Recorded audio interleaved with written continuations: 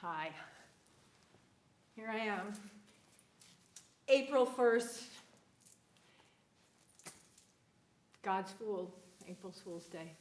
The day I opened Yoga Among Friends 22 years ago. Oh, thank you, community. Thank you, all the teachers, everyone that has walked through our door and supported our community and shared our teachings and continue to go out into the world and shine those hearts. I am so forever grateful that I have a home. And when I hear in the world today, stay home, I hear, stay home here. For me, these walls are a container. They support us, and they do sustain us. But my practice of coming inward, of being present to my inner home is the key.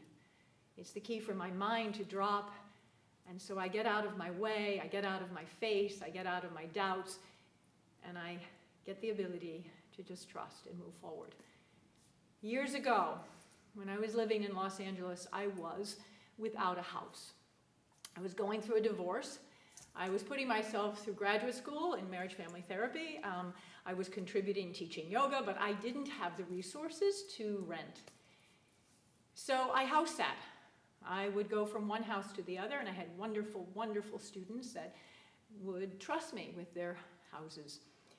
And one night I was trying to go from one house-sitting position to another. It was pouring, pouring rain. And as I was getting into my car, my paper bag broke and all my possessions went down in the rain, down the gullies from the Hollywood Hills. As I was chasing my possessions, I was grabbing them up and I was holding them in my arms. I flew the door open, I got into my car sopping wet, and I said, Laura Jane, there is a word for this now. You are homeless.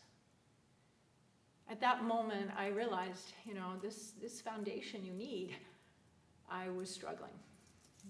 I got to my new place where I was house sitting, got in the shower that night, and I was moaning and crying, and I kept saying, I want a home, I want a home, home. And it came through me, this vibrational sound, this sound of Om. And I held sacred that moment where I got, in that moment, our home is here. And I thought, Laura Jane, you can get a house, but you have to create your home, and it has to start here.